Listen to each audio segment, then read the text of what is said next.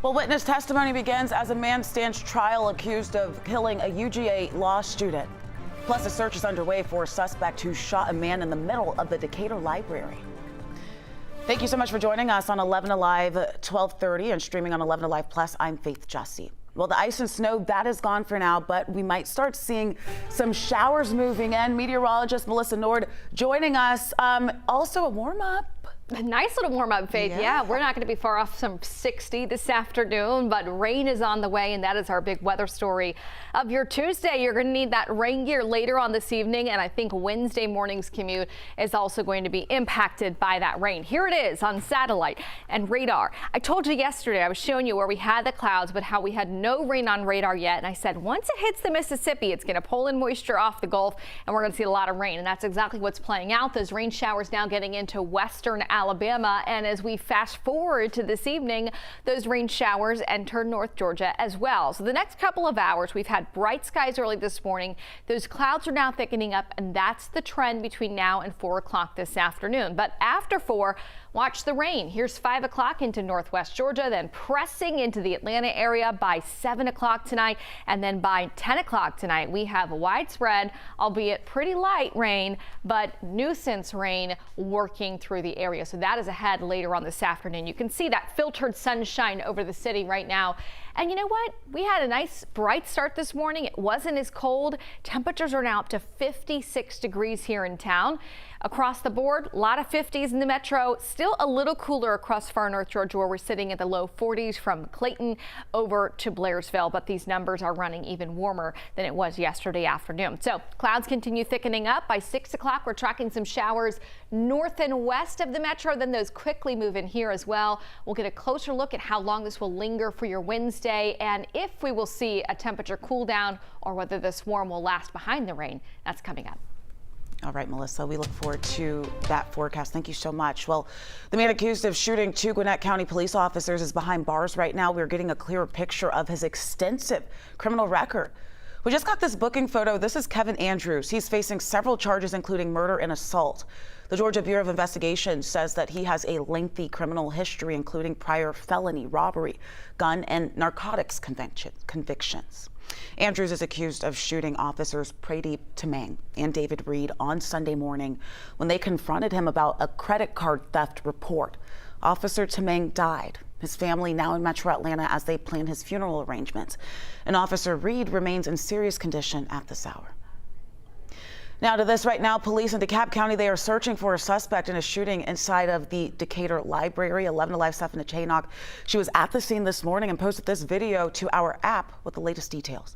This morning, Decatur police have shared a picture of the suspect they are currently looking for, believed to be responsible for a shooting that took place inside of the Decatur Public Library on Monday evening. This is a picture right now of their suspect, 44-year-old Medicus Brown. He is wanted on a few different charges in connection to this shooting. If you see Brown or you know where Brown is located, you're asked to contact Decatur police immediately. Also, a heads up, the library here on Sycamore will be closed today.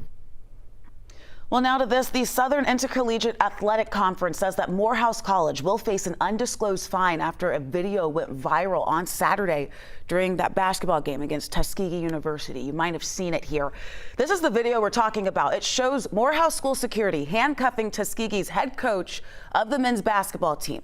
Attorneys for Coach Benji Taylor of Tuskegee say that this encounter began when he asked security to enforce post-game protocols. Well, it ended with him being escorted off the court in handcuffs. Afterwards, the conference announced that Morehouse would be fined for not satisfying the required security standards for a host institution, including crowd control and safe entry and exit for visiting teams. State Attorney General Chris Carr filed an appeal seeking to revive RICO charges against dozens of people arrested during protests against the Atlanta Public Safety Training Center. It's a move that comes just weeks after the judge tossed the racketeering charges against 61 defendants indicted following those protests in 2023. Authorities here, they say that the protesters threw Molotov cocktails at police officers. They damaged construction equipment, and they did all of this in an effort to intimidate contractors into pulling out of the project. That's what police are saying. In late December, a Fulton County judge upheld domestic terrorism charges against 5 of those defendants, but dismissed all of those racketeering charges, ruling Carr did not have the proper authority to secure those indictments. But Carr says that he is now appealing that decision, taking this case to a higher court. Let's turn now to some national news about what is happening across our country. Homeland Security Secretary Kristi Noem says body cameras will be deployed immediately for every DHS field officer in Minneapolis, and it comes after agents shot and killed 2 people who they call protesters. Noem says that they plan to give agents body cameras nationwide. A big story we are following right now is the murder trial for Eric Faust. He is accused of sexually assaulting and killing UGA law student Tara Baker more than 2 decades ago. 11Alive's Marissa Sarback joining us live now from the newsroom. Marissa, you've been keeping a close eye on this case. You've been listening to witness testimony all morning. Who have we heard from so far? Well, Faith, we just heard from Tara Baker's best friend, who was in law school with her at the time. She was the last person known to have seen and talked to Tara the night before her murder on January 19th, 2021. Before that, we heard from the medical examiner who did the autopsy on Tara's body. He detailed not only the murder, but also injuries to Tara's body that was consistent with sexual assault. As we know, this case has been cold for 2 decades, only reopening after the state's forensic scientists say they were able to finally isolate male DNA from preserved evidence from that crime scene in 2024. Those forensic scientists say that DNA evidence belongs to the defendant, Edric Faust. In the case of Ms. Baker, the presence of the soot below the vocal cords and the slightly elevated carboxyhemoglobin level would indicate that she was still alive when the fire was set. Now, the defense has argued there is no direct evidence tying Edric Faust to this case, no fingerprints, no eyewitnesses, and they're bringing attention back to Chris Melton, Tara Baker's boyfriend at the time. He was initially considered a prime suspect. Faith? Thank you so much for updating us, and we will continue to keep all of you updated as this trial continues. Let's take a live look from Washington right now, taking a look at the Capitol there. The U.S. House will hold a procedural vote today on funding bills in an attempt to end this partial government shutdown that we're in right now. Last week, the Senate passed the bill which would fund agencies through September, except for DHS, which would run on a 2-week stopgap bill. Hey, it's been a very busy month here for our Atlanta Falcons with a complete overhaul of the coaching staff and the front office. And today, the Falcons introduced Ian Cunningham as their next general manager. Reggie Chapman just got out of that press conference, joining us now live outside the Bend. So it looks like they have their GM, their head coach. They got Matty Ice as the president. What are you learning more about Cunningham, and what were your biggest takeaways?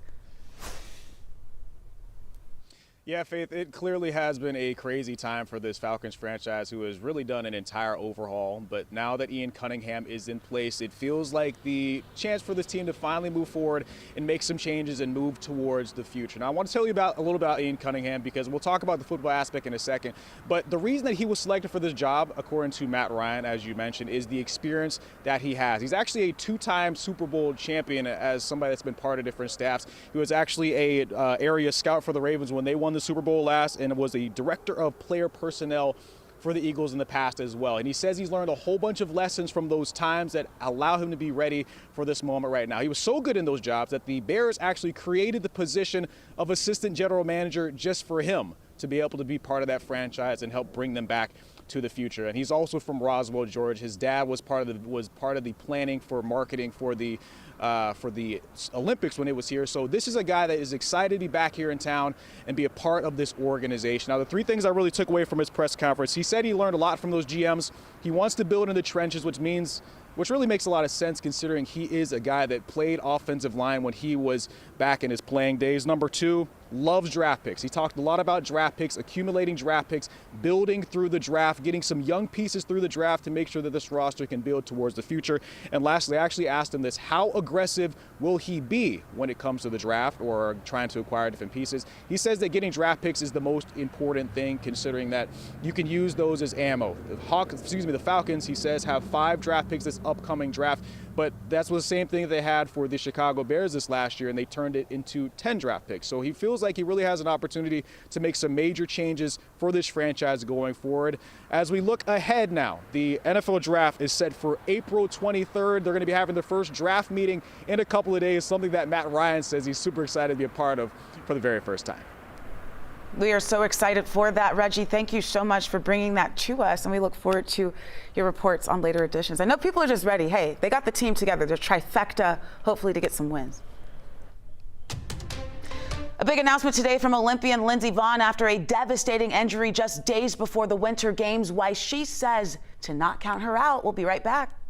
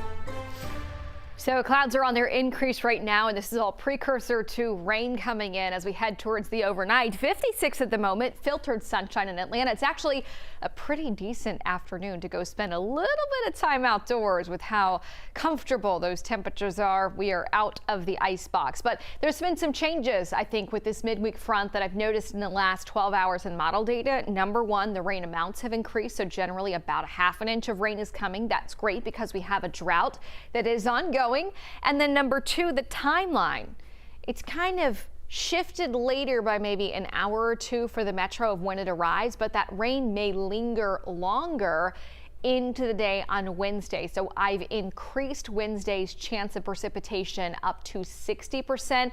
I think the morning commute tomorrow is going to end up being pretty wet across North Georgia. Model rainfall, you can see here generally about a half an inch of rain. This model's predicting a few spots more than that. Yesterday at this time we were saying a quarter to a half an inch. So in general those numbers have gone up. This is not enough to wipe out our drought numbers, but it will be nice to see a soaking rain and not winter weather. So it'll be in that nuisance category of the impact. Here it is on radar right now. Showers pressing through Mississippi, moving into western Alabama. This system, as it moves east, is pulling in moisture off the Gulf. So with that, we're seeing more widespread rain develop as it moves through North Georgia overnight tonight. Here's big picture forecast track. You can see the rain progressing east this afternoon. Then this evening, it is widespread over North Georgia and even into tomorrow. There could be a second kind of push or second low working up into North Georgia. And with that, you can see even at 10 o'clock tomorrow morning, still pretty good coverage of rain coming through. So today's rain chance 40%. That's going to be late in the evening. Tomorrow's rain chance goes up to 60%. But then dry weather's back in the picture through the weekend. So let me go a little closer hour by hour. This afternoon we're seeing clouds, but we're still going to be up close to 60 degrees in advance of the rain. Here's 5 o'clock. Getting into northwest Georgia. For the metro, it really starts to increase after 6 o'clock this evening. So by 8 o'clock, it's over Atlanta. We'll push that forecast track out into midnight. We have showers all across North Georgia. And then first thing tomorrow morning, here comes that second push of moisture. Still pretty good coverage of rain near and south of I-20 for the morning commute tomorrow. And we may end up seeing another wave of showers clip the northern side of the metro as well through the morning. Lunchtime. Steady rainfall is starting to taper off in northwest Georgia, but it's still pretty wet from Atlanta points east. So we might be wet tomorrow through much of the morning into lunchtime, and then we'll see things drying out by the end of the afternoon as colder air spills in. Notice by 8 o'clock, we're dropping down through the 40s and even some 30s in northwest Georgia. That front moves out. Some sunshine will return by the end of Thursday as we take a little hit with those temperatures. Right now, we're pretty mild. 56 in Atlanta. That's already at lunchtime warmer than our average high this time of year. We still have some cooler air in far north Georgia that hasn't quite been scoured out or eroded away yet. 52 in Athens, and it's 54 in Peachtree City. So this afternoon, increasing cloud cover, 60% chance of rain moving in by 8 o'clock tonight. So we really see those rain chances in the metro increasing between 6 and 8 o'clock in the evening. As we head through the overnight, we're going to see the rain showers keeping us pretty mild. So after topping out in the 50s today, we'll be running in the 40s overnight tonight. Here's the pattern change. Mild air now. Behind the front, we take a dip in the jet stream. So we're going to go back below average to the 40s again by Thursday behind that front. So upper 50s today and, up right around 50 in the North Georgia mountains, but we're talking Atlanta's highs here. 53 tomorrow. That will happen around midday before we start to fall with those temperatures. Thursday, we're down to 45. Then we'll go back to the 50s Friday and Saturday. What's also nice is that we get a break from the freezing temperatures tonight. So any areas that still had some snowpack on the ground this morning, it's warming today. It'll keep melting away tonight and keep melting tomorrow. So I think by the time we bring in this rain, we're probably completely done with snowpack on the ground. Here's your 7-day forecast. Cooler on Thursday, tracking temperatures in the 50s for Saturday. And look at your Super Bowl Sunday forecast, 60 with sunshine.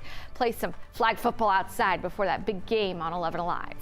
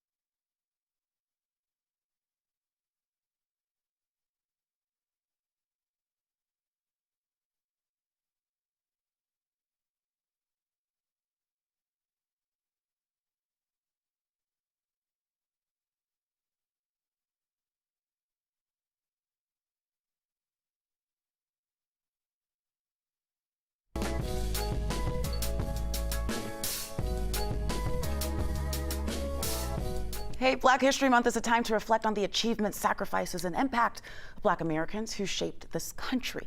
Here in Georgia and especially in Atlanta, that history isn't distant. It's alive in our churches, our campuses, neighborhoods, and ongoing fights for equality. And it started as a lasting single week in 1926. It was created to preserve stories missing from American classrooms. In 1976, that observance officially expanded into Black History Month. And why February? Well, this was chosen to honor the birthdays of Abraham Lincoln and Frederick Douglass, long commemorated in Black communities. Earlier today on 11Alive Plus, we welcomed Georgia NAACP President Gerald Griggs to share how Black History Month serves as both a reminder of progress made and a challenge to keep moving forward. When you look at the state of the country right now, how does Black History Month feel especially relevant for you?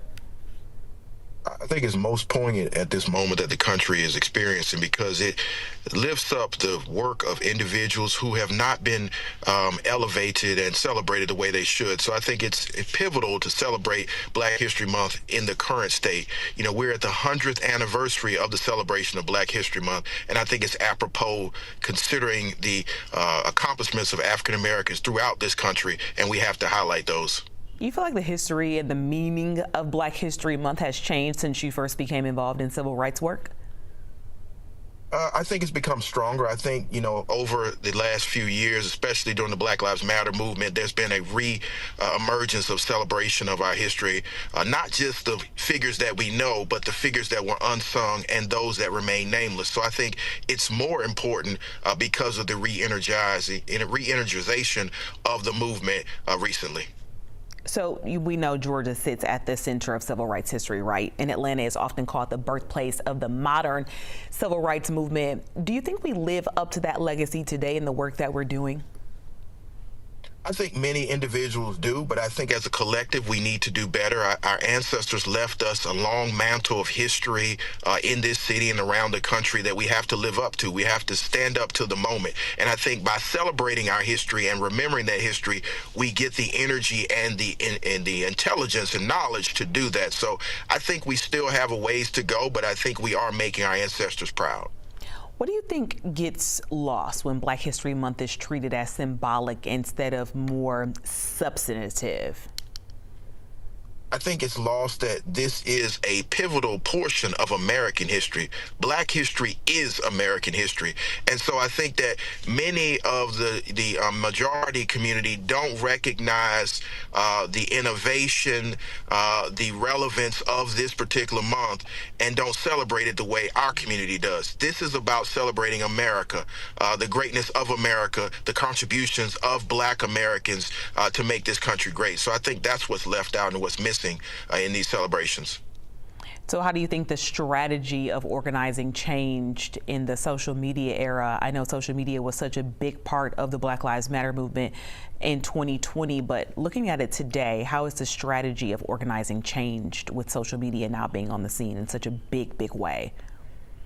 I think it's evolving. I think we're hearing more of the voices of those that are unsung. We're able to see the struggle across the globe as opposed to seeing it nationally. And we're also able to connect one with another to tell those unsung stories of individuals who were not lifted up in the previous movement. So I think that social media has allowed us to organize at a level that we haven't seen in hundreds of years. And I'm appreciative of the voices of the young people elevating the stories of those that are unsung. It really struck a chord with me, the theme that Georgia's credit union is using to go with that mural today on the banner in the building, handle with care. What does that mean to you, and what gives you hope as we look toward the future? I think it means that given the attacks that are happening on diversity, equity, inclusion, and the erasure of Black history, we have to handle this precious jewel with care. I mean, there are so many innovations and so many things that have happened in American history because of African Americans that we cannot erase that. And I think what it means going forward is being intentional in the celebration of diversity, in the celebration of Black excellence, in the celebration of what it truly means to be American and to be a Black American. So I think it's apropos to say handle with care because it's a precious jewel that we have to nurture. And celebrating one aspect of our history does not erase other parts of our history as well. Coming up here on the news at 12:30, Lindsay Vonn says that she will compete in the Olympics even after a serious crash on the slopes just days ago. We'll have that full story after the break.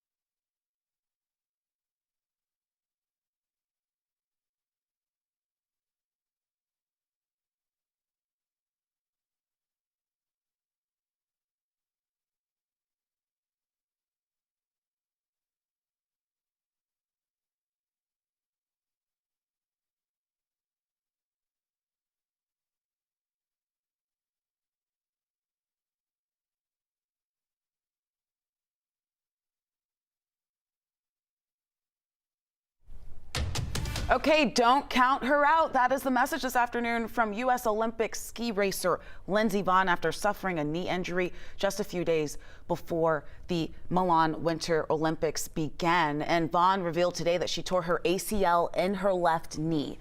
But she's not giving up on this. She's remaining optimistic. She still plans to participate in the Olympic Games with that torn ACL. Vonn says right now her knee is stable, not swollen. So as long as it stays that way, she's confident she can pull it off. I don't know, Melissa. A lot of people have some thoughts about this. She is an Olympian, and that's all I'll say there, because I certainly wouldn't do it. But go Lindsay Vonn and go Team America. All right, we've got some rain showers moving in. We'll time it out next.